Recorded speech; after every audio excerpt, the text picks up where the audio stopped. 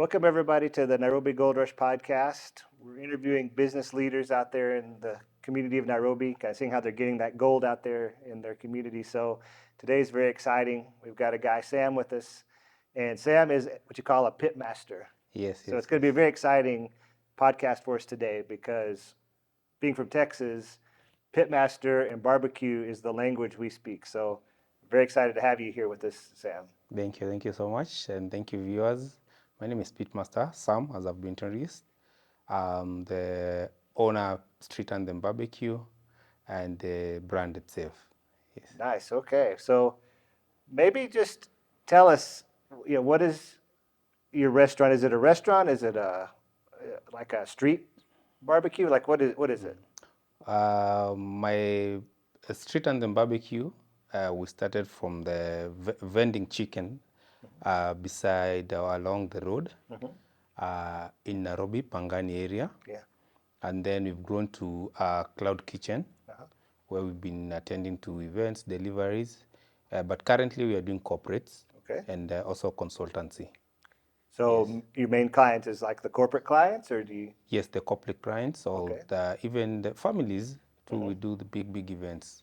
Nice. Okay. So you're preparing large portions of meat, I guess, like big orders for people. Yes, I do that, and we're in the process of setting up our cloud kitchen in a big way where we can be able to be delivering these smoked cuts to residents of Nairobi. Yeah. Tell us about a cloud kitchen. What exactly is the cloud kitchen? The cloud kitchen is where we don't have walk-ins. We only do deliveries. Yeah.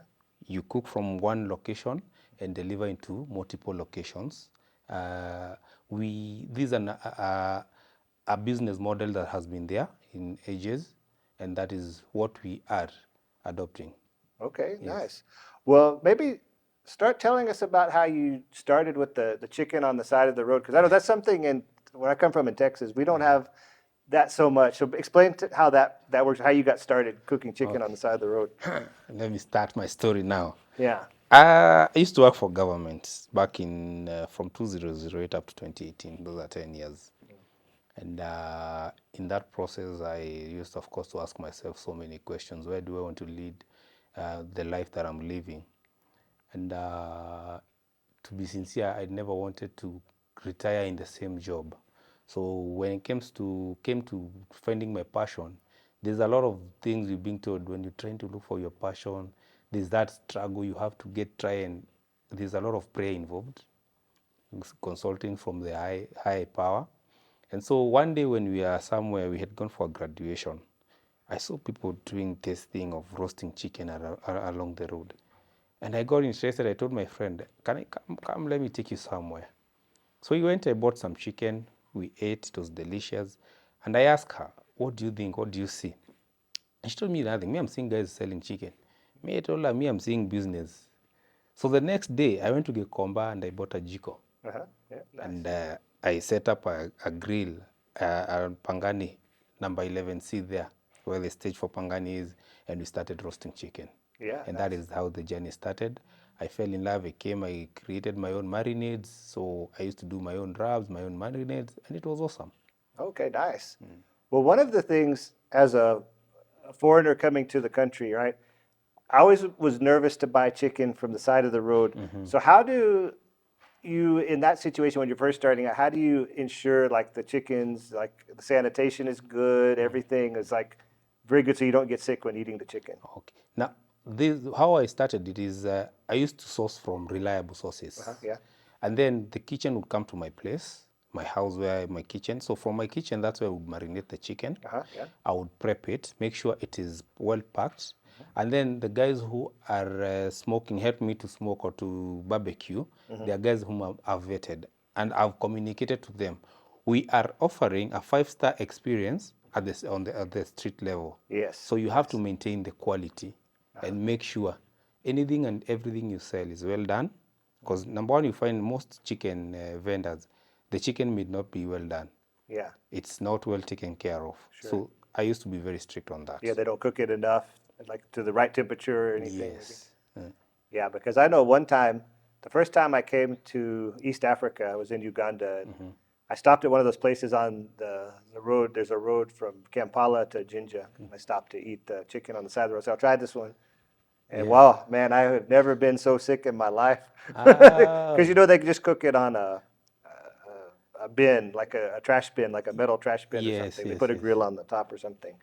And so that one was tasted so nice, but then I got so sick after eating. Yeah. So there's a level of quality that you cook it you marinate and do everything from the Yes. house when you're starting. Yes, there's a level of quality. But then later I came to Get ask that. myself, how can I now get out of from the street and start Yeah, now offering this same service at yeah, a more premium level? exactly. And that's when the street and the barbecue corporate, Hmm. I started doing the corporate events and all Sure. of that. So I closed down the street vending. Hmm. Yeah. Currently, we don't have any No, street. the street vending. Yeah. Yes, so we are just doing events and also organizing big events like the one that is coming up on 22nd. Yeah. Tell us about the event that you have coming up. What are you doing? Yes, on 22nd we have the biggest barbecue festival in Nairobi, Oh, really? the Okay. 254 at Carnival Grounds. Okay. And Nice. you know Carnival is the mother and father The of meat production the yeah, the meat place headquarter. I call headquarters. it the Yes. meat headquarter. So you are going to be there, Hmm. and this is a family-friendly event. Okay. So what I discovered is there's a gap between family and entertainment. Yeah. So you find the only time you guys, the family, would have fun is on Sunday afternoon after church. Yeah. That is if they go to church. If they don't go to church, they will wake up Sunday afternoon, let's go some bouncing castle, eat some meat, go back home. Yeah. But I Exactly. decided, how come if I come up with an event where family can come, there's a kids zone where kids can come, they enjoy their music. Then we have these youngsters, because we have so many kids out there who are DJs at the age of 8, 9, 10. They are Yes. able to Exactly. spin, they are able to sing, they're able to dance. So give them a platform to come and compete. And then from there, choose the best one and give them something, Yeah. appreciate them. And that way we are going to nurture talent, show them that they can be able to grow in a responsible environment where the parents are supporting them. So that is one of the activities we are going to have. The second one is parents. We are going to have an adult zone where adults can come and play their games, board games, darts, pool tables. Yeah. Nice. That way, they are safe in a safe environment. Their kids are safe. They are in the same. We are going to be having brands which are going to be showcasing their products, activations. We are going to have a stage where it's a main stage now. These kids who will be doing the competition, the winners in the evening from around 6, 7, they will be entertaining the adults. The DJ will give them a set of, say, 10 or 20 minutes, do the spinning, show us what you got. Nice. So, Okay. Well, so you see, that sounds like it's going to be a really good quality event then. yes, Are there going to be multiple barbecue vendors that are yes, there? and then we are going to now have the heart of the event, which is the meat village. Or Okay. the Meat pit Village. master, I yes, like the that. pit Yeah. master's village, the meat village. It's going to be run by me, the pit master, and then I'm going to be flanked by other pit masters. Then the carnivore team will be there.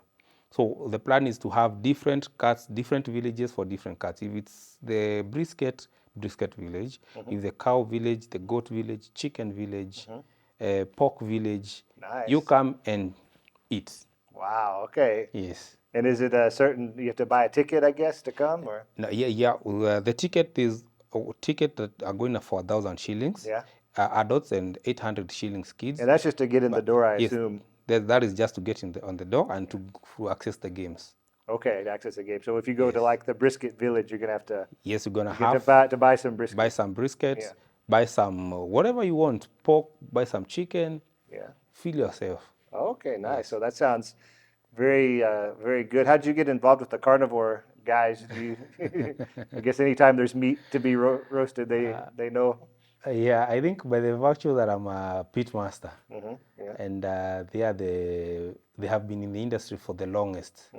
So that relationship, and I'm a person who values this relationship and the friendship and all that. Well, in Texas, we have the cow and brisket, I think, station are the biggest ones that we have. Yes. We don't have the goat, so goat is not a popular thing. But I know nyama choma is here. So when you're selling your events and stuff, what's the most requested food that you have? The most requested food is goat, Yes. chicken, and currently the brisket. Uh-huh. And also the dino ribs. Yes. Okay. They move very fast, yes. Oh, really? Okay. Yeah. Where do you get source your brisket from? Because I've had trouble as an American finding the Texas brisket here. So where I do should be you? a plug. Yeah. I should. I have a supplier. You have a supplier? Yes, a very consistent one. Yeah. Uh-huh. And yeah, he does a very nice job. Yes. Yes. Okay. Yeah. Well, I'll have to find out from you the source because, sometimes even if you go to the butchery here, you say brisket, they They don't know wonder what what's is that. what is this one? Yes, It's not a common exactly. thing. But you say, oh, yeah, I want the goat leg or something, then yeah. They will give you very fast because Yeah. they're used to that. Yeah. The smoking meat is something we're introducing together with other pit masters. This is what is a culture we want to grow in Kenya, and I believe with time everyone will have this and adopt this culture. Though it's a process to smoke brisket because 8 hours of smoking, 12 hours of smoking is not a joke. Yeah. You have to be ready. I was telling a friend that if you give me a gig today, you hire me for your event, which is to happen on 20th, I will start my prep on 15th, five Oh, days really? prior, Okay. because I have to sauce, I have to brine it, I have Yeah. to marinate it, and It's then a I have to multi-day start the process. smoking. Yes. Yeah. And so you're saying it takes what, 8, 12 hours? 8, something? 12, depending on the toughness of the meat. 8 hours, 12 hours, and then you give it time to rest. So explain to us, how do you go about cooking? Like, I mean, what's your favorite type of meat to cook, and how do you go about cooking it? Brisket. Yeah, brisket. You like cooking the brisket? Yes, Yeah. I love cooking the brisket. Uh-huh. And the process is tedious, it's lengthy, and challenging at the Okay. same time. But then the end result makes me feel so much joy. Uh-huh. Yes, because now, first of all, when you source the meat, you make sure that you have to source it from a reliable supplier. Yes. Uh-huh. We try to find out the history of the cow. Uh-huh. Because the different cows, what they feed will determine the end product after you smoke. Yeah, what are you looking for in a cow? Because I know a lot of the beef that I have here in Kenya, I don't like it so much. I don't know if it's like where it's sourced from, or I've had trouble finding beef that I like. Okay. And I've talked to a lot of other people from maybe South Africa or places. They're really into meat, and they struggle finding the right butchery and place to source the cow from. So what are you looking for in a cow that makes it like really nice? Number one, because if you get a farmer who will be honest with you and tell you this cow is grass-fed, this is we have a card for it, you can see the history, Yeah. how it has been vaccinated and all that. But now it's very difficult to get that information. Right. So what we do is we coordinate with my butcher, my supplier. He sources from the reliable, those farmers. So he already knows he's the same guy who supplies a lot of outlets in Nairobi. Yeah. So he knows what you want. So when I see the brisket, number one I look at is the fat content. Yeah. If it doesn't have enough fat content, that is not for Yeah, me. you want those brisket to be very Yes. nice and fat. Yeah. Yes, it has to be nice and fat. The other thing is after now I get it, it has to be massive, because now anything below 2 kgs, that tells you that cow was not well fed or well Yeah. taken care of. It didn't get the nutrients to make it Yes. like a good. Yes. Party So anything above 5 kgs plus, Yeah. that's awesome. So that's what some of the things that guides me when I'm purchasing the. Okay, and then what's the process for cooking, let's say, a brisket? What do you do to prepare it and get it? What's the trade secret? Number one is your hands. As a pit master, we may believe my hands are gifted hands. So that is where I start before I even start the process. Okay. Then there is, of course, the trimming part of it. Yeah. You have to know what ends do you have to trim, what do you let it remain, how much fat should you trim out, how much fat should you let it leave in. Then the second one is how do you do your rubs, and what rubs are you using? Yeah. Because you find many people will go into complicated rubs, which ends up complicating the taste of the meat. Yes. Because brisket naturally, it's flavorful. It's very flavorful, even without any rub. Yeah. So with a simple rub of salt and black pepper, that's enough. Yeah, that's your rub, or your way of going. Salt, black Yes. pepper. And salt. Yes. And that's it. And then after you rub, you give it time. okay, before you do the rubbing, you have to brine it. Now, the reason why we brine is to make sure that during the smoking process, it has enough juices inside. So when it's releasing the juices, there's more that will be left inside. So is a brining like putting it in like a salt water Yes, type it's of salt, mixture? water, sugar. Yeah. And maybe you can add something like soy sauce just to spice up the flavor. And Okay. then you let it rest for a whole night or even for 6 hours. Yeah. And then you remove it, you dry it, then you apply your rub. Okay. Then after you apply your rub, let it rest for maybe an hour or so, then let it go to the smoker. Okay. And Yes. so what type of smoker do you use? How's the smoker work? Mine is an offset smoker. I can use the UDS, the ugly drum smoker, and the offset smoker. These were the offset smoker. It's not direct heat. This is indirect. We have heat on the side, and then we light fire, and then the smoker, it's either vertical or horizontal. Yeah. Then the heat will circulate inside the smoker, Uh-huh. and once if and it has to have a temperature gauge. Yeah. So the temperature gauge is the one that will guide you. Yeah. How are the And temperatures? this is one of those that make kind of out of a round metal barrel kind of smoker? Yes. Yeah. Yes, the metal barrel. Yeah. Yes. And so you use the temperature gauge and then you cook it with the indirect heat for many hours. For 8 hours, but then from 2 hours you start now to turn and to spray with your water as to keep it moist. As you turn and moist, maybe after 4, 5 hours, 6 hours. But now the one thing about the brisket, the other thing is the internal temperature. Yeah. You can say you'll smoke for the first smoking I did. Ask any pit master the first experience they did. It's horrible. Oh, really? Yes, because Just waiting so long? yes, you're told that you have to smoke for 12 hours and you have to eat for 12 hours. Oh, 12 hours. I'm doing a very nice job. But then there's what we call the internal temperatures. If you don't have that knowledge, you're going to smoke for 12 hours, but then the end product will be more of a reject because it will be Kind of burnt. like a tough meat. It's tough meat. It is overcooked. So keep monitoring the internal temperatures, and then when it hits the temperatures for wrapping, you wrap the meat. Yeah. And then you increase the fire. When it reaches the temperature for it's ready, you remove it, let it rest. Yeah, and what's the purpose of wrapping the meat? What is... The purpose of wrapping the meat, number one, is to make sure that the breakdown of the meat itself, the content, the heat does the good work of breaking down the meat and making it to be more tender and more soft. Okay, yeah. Yes, and also retaining the juices. Okay, yeah. Yep. Well, that's very nice. So, and do you smoke all your meats, the brisket, chicken, most all the meats smoked? Is that how you do it? And sometimes it depends with the client. Yeah. Maybe you want your goat done the nyama choma way, Yeah. the Kenyan way. Yeah. So we do the open fire grilling. Yeah. And for the brisket, we have to smoke them. Yeah. And when you're smoking, are you using wood? Are you using charcoal? What do you Yes, use? Wood? I use acacia, acacia tree, Uh-huh. which is very good with smoke Yeah. process. That's one of the things that I've really struggled to find the Texas brisket here in Kenya. And what I've kind of come to decide is it's maybe the wood, because we use a wood called hickory, Yes. or maybe a mesquite wood in Texas, or the woods we have, which I don't know if those are so... Popular here. Yeah, they're not so seen in this Readily area. available. Yeah. So I think that the wood adds a slight subtle flavor difference. And the thing is that when it comes to food or grilling, it's not whether the food is good or bad. It's just, is it what you're used to? What is, how you're used to eating? Yes. So I think that's where a lot of the places who come in Nairobi and try to have barbecue places that maybe the Texas barbecue, something like that, they've really struggled because I don't know for sure, but I think it's the wood that makes the difference.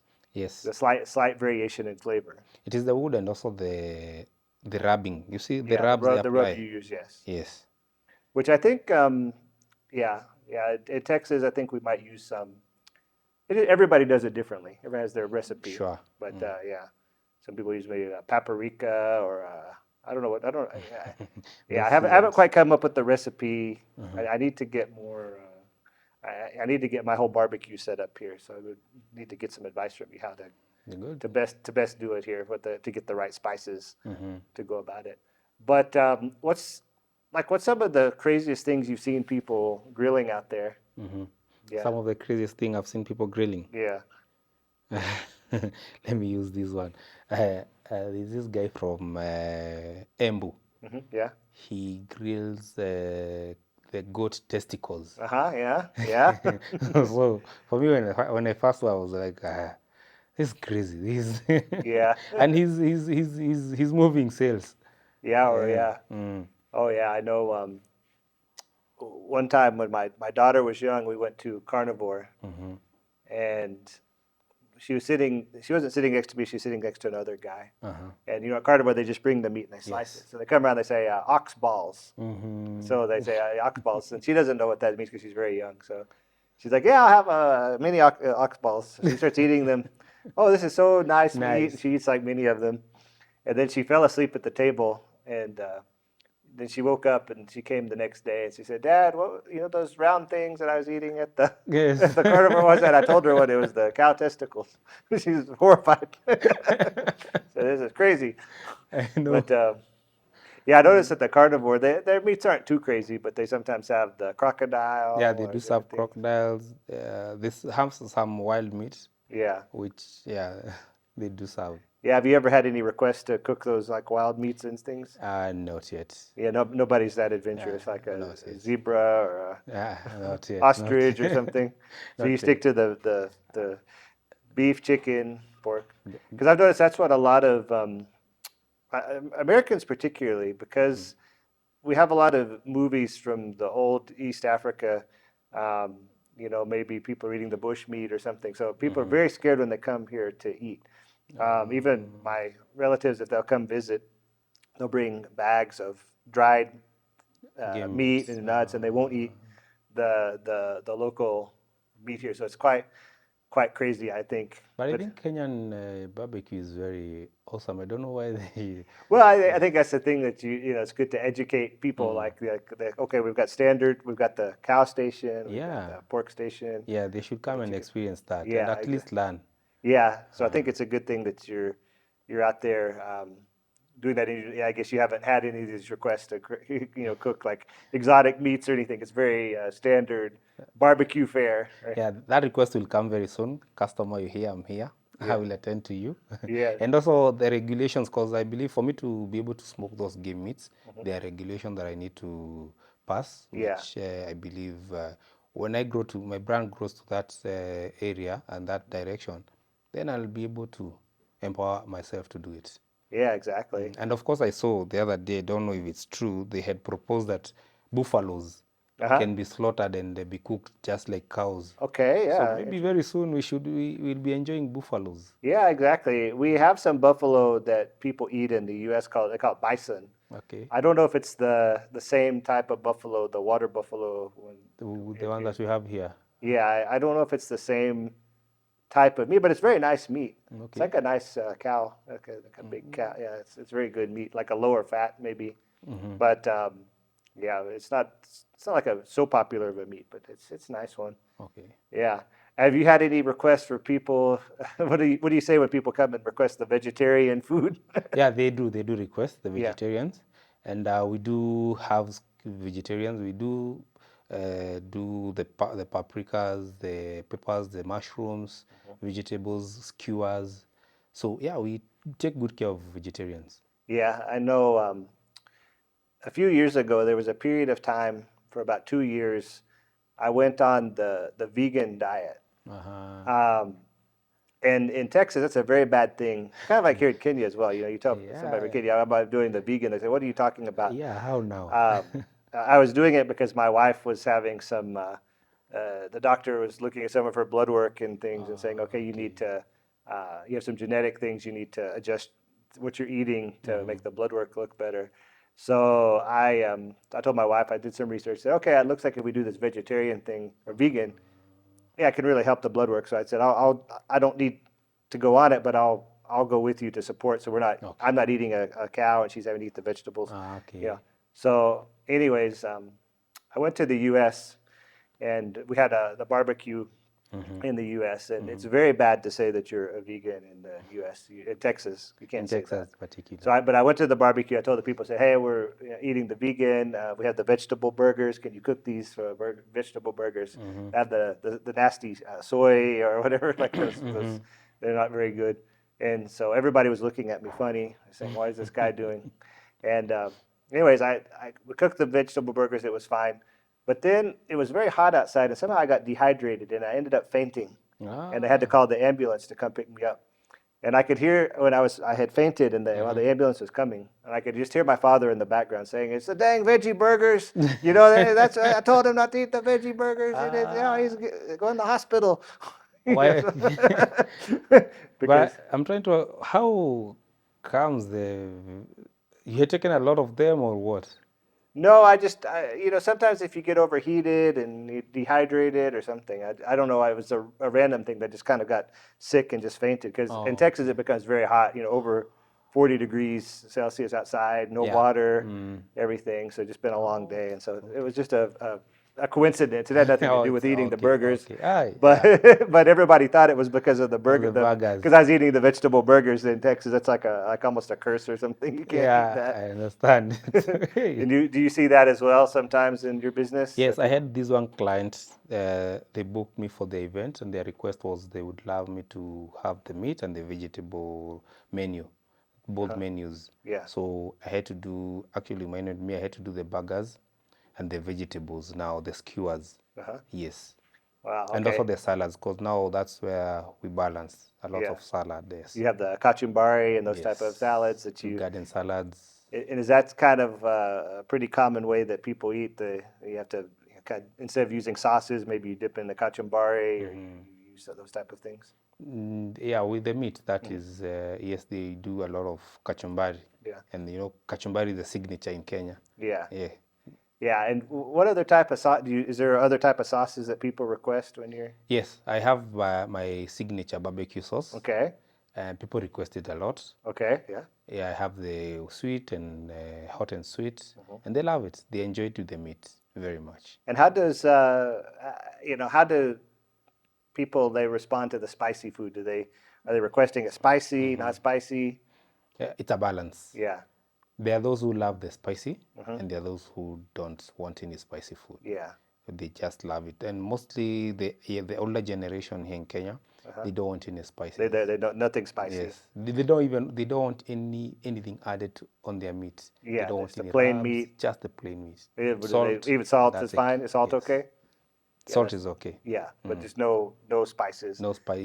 These lifestyle diseases and all that. Yeah. The people are discouraging them. Oh, you have heartburns. You'll have these. Yeah.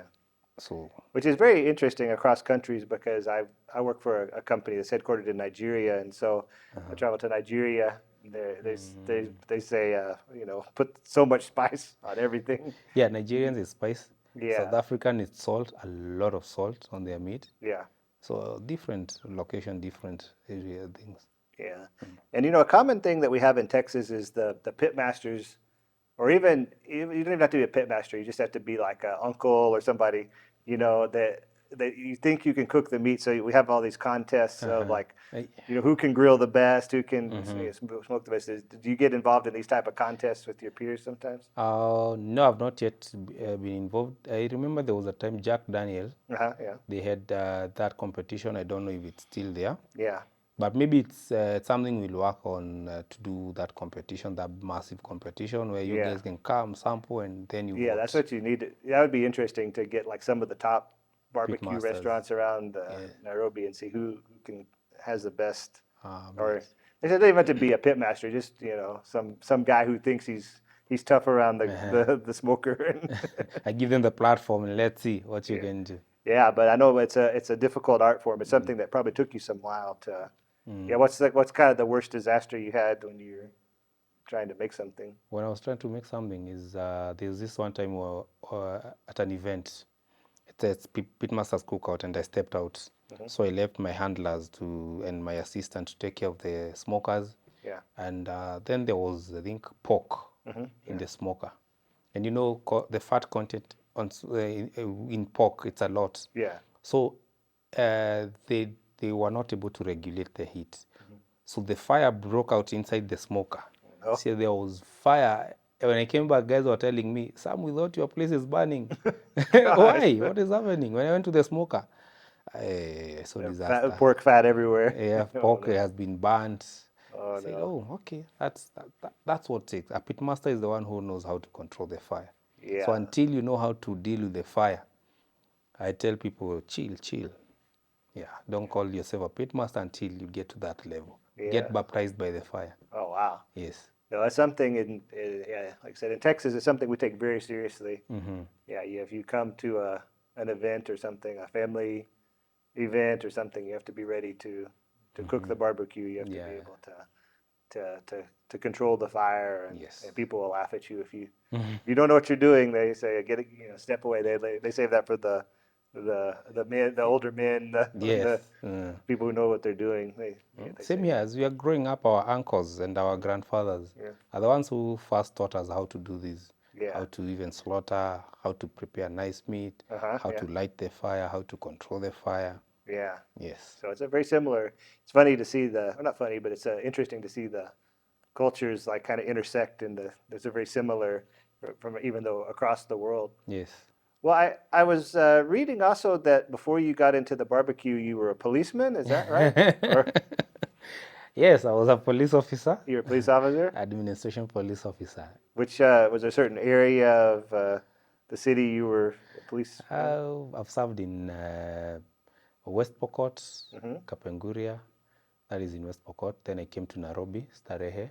I served for 6 years. Then I went to Wajir, Habasweni.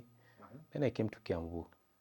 Okay. And that's when I decided to. That's when you quit. decided to switch to chicken when you were Yes. when you were doing the police work. So, yeah, tell us about that. I'm kind of interested, to see the inside life of a police officer here in Kenya. Tell us about what it's like. For me, it was an interesting journey experience because I got into the service when I was very young, straight from high school. Yeah. And I really encountered a lot of things and handled a lot of things that a person of my age at that time could not have handled. Oh, really? Yes, because after training from 2008 to 2009, I went to West Pokot.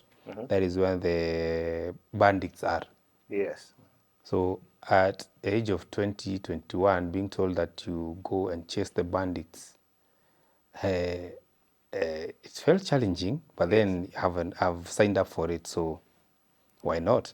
And then being told to sit down in a group of chiefs and elders and help them decide on cases of FGM, cases of marital issues, cases of land, so it made my mind grow very fast. Yeah. And so it was an experience of a lifetime. Yeah.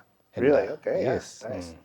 And so tell us how that works. Do they give you a weapon or something when they say go chase the bandits? Yeah, of course. You are fully equipped, fully equipped. They give you the gun. You have the guns, you have the bulletproofs, you have the support that you need. Yeah. Yes.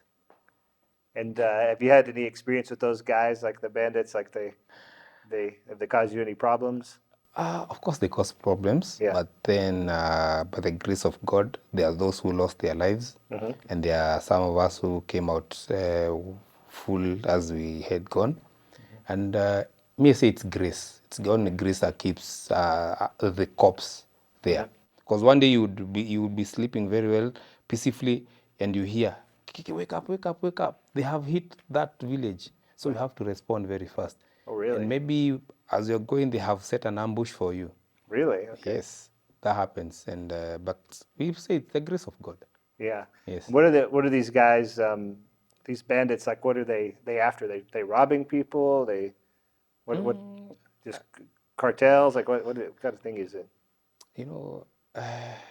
I'd rather not dip so much into their affairs. Yeah. Because I also try to understand. Yeah, understand what they're doing. To some extent, I don't. I left that place without understanding or even knowing. Yeah, what their end game is. Because now that's what they do. They have been doing it ever since, and up until today they do it. Okay. So at the end of the day, they only know the reasons. Yeah. Yes. Okay. And I guess you had some of your other fellow policemen who would get into maybe a gun battle or something. Yes, I have a Yeah. lot of them. Some lost their legs, some lost their lives. Wow. Yeah. That must be a pretty tough. So you, as a young man, you were kind of seeing some things that were kind of difficult for. Yeah, it was difficult. It Yeah. was difficult, but then I came to Nairobi. Nairobi was a little bit not as harsh.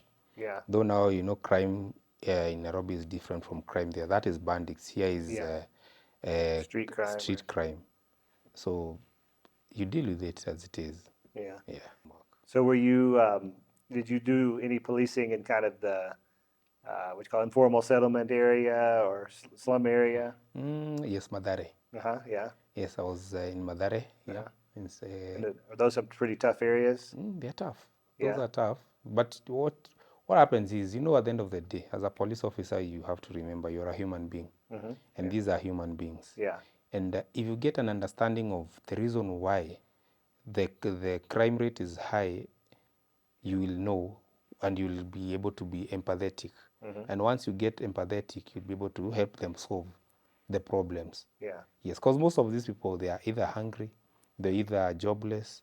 Yeah. So you try, and that's the reason why I started the street anthem. One of the motivations, the Yeah. street anthem barbecue. And you see it is street Yeah. anthem. So you're where the people are. yes, so try and challenge them. You don't have to be in crime. You don't have to do this. And there's this hashtag I pushed some time back. Hashtag gun is not the solution. Yeah. It is not the solution. Sure. When you kill our young people, we've killed them. But at the end of the day, have we given them the solution? No. We need to give them empowerment through employment. Yeah. So how can we do it? So for me, I saw, let me just try and find something and give them something. Yeah. Yes. Yeah. I bet it was tough being a police officer, and yeah, I think I hear a lot of burnout from the jobs of police officers. Yes. Yeah. It is. It is.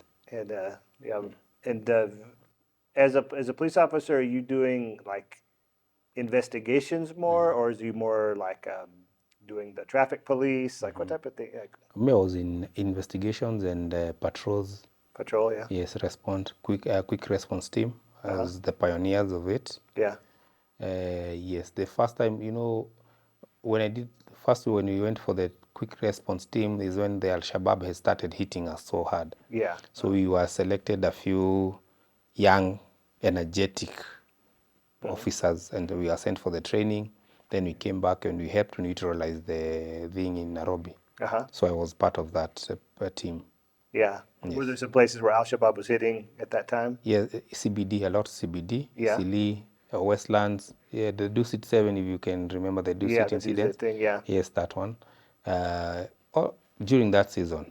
Yeah. Okay. That was a pretty tough time. Yes, it was. I guess it seems like that situation is, yeah, much calmer now than it was back then. Yeah, right now, at least the things have stabilized. Yeah. Yes. That's really good. Yeah, luckily, I guess the security situation has been sort of okay. Yes. They always say on the news, or they always say Nairobi has a lot of terror incidents or something, but it hasn't really hasn't been bad. It's been a very safe place. It hasn't. It is very safe. The securities have been very, very much empowered. Yeah. And equipped. And also the multi-agency working together, the intelligence, Yeah. the police, the military intelligence, and all that. Yeah. They're able to mitigate all of those threats. Yeah. Yes. And I think it's just like anywhere, you need to know which areas to be avoid at certain times of day. And like I knew another American guy, and he was telling me, he said, "Oh yeah, I've made some friends in Kibera. They've invited me over to their house, but over there at 1 a.m. in the morning." No. But some of these areas, they are very safe. Actually, if there is any safe place for you to be in is in Kibera. Yeah. But you have to know. You have to know which areas. Which areas and who. Because now you cannot say that you're going as a stranger in Kibera.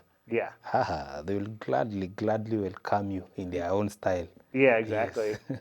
Yeah, you have to be very careful. So, Yes. but a lot of people don't. It's like you just use your common sense and kind of understand which areas are, you want to avoid and stay away from. But yeah, but I guess you feel like the crime in Nairobi is maybe at least stabilized or it's getting better these days? Uh, Maybe not better is the word, but since the last time I checked, I think it is getting better. mm-hmm. And the way the government is going, I would love to congratulate them because they're empowering the youths. We saw the other day, was it on Friday? Mm-hmm. There was this grant they are giving youths for 50,000 if you're jobless. Yeah. So you can start something. Nice. So Okay. with 50,000, my days when I was starting street anthem, you have your own street anthem there. Yeah. The only thing is you have to be focused and you have to know you have a sense of direction. Sure. Yes. Yeah. I guess that's the key is if youth have they're able to make some money, they have a purpose. You know, they don't have to be robbing people or Yeah, and be patient with life because Yeah. life is not what you think it is. You know, yeah. this life you've seen you have some years ahead of me maybe, so you understand what life is. Yeah, you kind of understand as you get older, like, okay, you don't need to be out there Yes. doing drugs or mugging people. It's Yeah, not no, going to come out good for you. it's not gonna come out good for you. Yeah. Yeah. So now that you've made the transition from police to pit boss or pit master, I guess. Pit Pit boss master, is something different. Yeah, pit master. Yes. Yeah. So you're enjoying it much better now. It's a little bit more relaxing, and you can Yes, I'm enjoying it much kind of better. like a therapy when you're sitting around grilling the meat for 12 I'm hours. bringing the meat. That's life now. Yeah. That's life. Yeah. How do you, and I guess maybe that's why you do the corporates, right? Because you can kind of anticipate how much meat to cook. Because I'm thinking if you have like a restaurant where you're smoking meat, you know, how you anticipate if it takes 12 hours to make the meat. It's like if a customer comes in, you can't just throw a Yeah, steak on the grill or something, right? Yeah, for the prime cuts, the brisket, the dino ribs, it's very difficult. But for goat, you can just smoke one goat and know for sure I will sell that one. But for these other prime ones, number one, it's the time it takes. Number two, how many customers will afford it. Yeah. And because that culture have not yet gotten out there, so you have to, it's slowly by slowly by slowly. But for Yeah. the event, it's very easy because when you tell me you have 50 people, I can do the math. I'll need this amount of brisket, this amount of dino ribs, Yeah. and the rest of the meat. So you still haven't seen people kind of transition to the brisket or cow so much. They're requesting pretty much nyama choma. Yes. Goat is like the primary Yeah, that's the primary product that they market. Yeah. request, Primary yes. market. Interesting. Okay. I'm curious why that is because it's so interesting because a lot of cultures have goat. Like I think a lot of the cultures like Greece, a lot of places in Europe, goat's pretty popular. And it's interesting because in the U.S. we don't have that culture of goat. Oh, okay. Yeah, it's very different. But yeah, here's more goat and there's You know, here in our country, you will find there's all that. There's pork, which is very famous in Austria. There's goat. yeah. There's now the briskets. Uh-huh. There's chicken. There's what else do you smoke a lot? Yes, you'll get like 5 varieties of meat Uh-huh. here Nice. at a go. Wow. Yes. Okay. And what type of corporates are you now able to serve? Is it more like private parties or like what type of As events are you long catering as for? everybody, as long as it is 20, 10, 50, 100 people, Yeah. Then you're okay. I'm okay. Yeah. And the budget is met, we are good to go. So you'll even if it's 10 people, you'll come. Even if it's 10 people and the budget is met, Yeah. we are good to go. All right. Yes. That's nice. Well, maybe I'll need to keep that in mind. Do you bring the smokers with you? Are they portable, or you smoke it and then bring it to Yes, them? we have 2 options. I can smoke it, then bring it, but I prefer coming with a smoker. Okay. So So they're kind of that, portable. yes, yes, Okay. they're portable. Nice. Okay. Yes. So you come to the location and you'll smoke everything Yes, I there. set up, I So smoke everything you have there. maybe I need to do that. Maybe I need to have a brisket party at my house and then come You should, and have bring the big smoker. I think we'd you really should. enjoy that. The only thing with the brisket and the dino ribs, we smoke halfway from my place. Then the rest of the Yeah, because smoking, you don't want to come 12 hours early and sit there and smoke yes, and all smoke day. all the So night. you kind of prepare it, but then you give people the experience of you finishing it there, maybe. Yes. Nice. Okay. Well, that's a pretty exciting. It's a rarity. I mean, I've seen a lot of the. I mean, the nyama choma is very common everywhere, but yeah, to see that specialty pit master Pit type masters, of yes. thing is not. I don't think it's so common. It's People are not, still adjusting to it, right? yeah, it's not so common, but we are working on that, and very soon we will move from Nairobi to another city because now all of us we are concentrated in Nairobi. Yeah. So we are concentrated in Nairobi, but once the circle grows, I think we'll be able to diversify. Is there like to a barbecue association or? Yeah, we have a group of pit masters. We call ourselves Pit Masters Kenya. We have a few pit masters there, and the family is growing every day. Yeah. Yes. Yeah, the one place I know that's there's the one called the Big Smoke. I don't know if you know that in place. Karen, yes. Yeah, the one in Karen. That's one that's very close to the Texas style barbecue. Okay. Yeah, I don't know how they came about that idea, but it's something similar. So yeah. So well, it's exciting to see. Hopefully, you'll get some good people. So your event's on the 22nd. Yeah, 22nd November. Yeah, November It shall 22nd, be Carnivore Grounds. Carnival Grounds. Tickets are going for 1,000 bob, and for that is for adults, and 800 for the kids. All right, 800 for kids. All right, Yes. so yeah. Well, And then you come with good. Pack your wallet. Come eat meat. Yeah, how much Will is be it? plenty. Let's say to get a good brisket, how much is it going to cost to get a plate of brisket? Depends on which vendor you go to. Yeah, or? depends. No. To be only the pit masters and the carnivore, we are the one who are going to be taking care of the meat. Yeah. Okay. Yeah. So the meat will be at the meat villages I've had explained. So you will either buy a card which will enable you to access all the meats that will be there, or you can do an a la carte. I want brisket. It's brisket alone. Yeah. So that is about 3,000. That should be your budget. Yeah, but bring about 3,000 if you really want to eat. At 3,000, you can start feeling like you've eaten.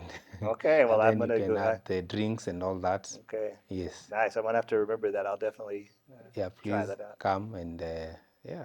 Okay, that sounds good. Well, Sam, I think that's all the questions I have for you. Unless there's anything else you want to cover.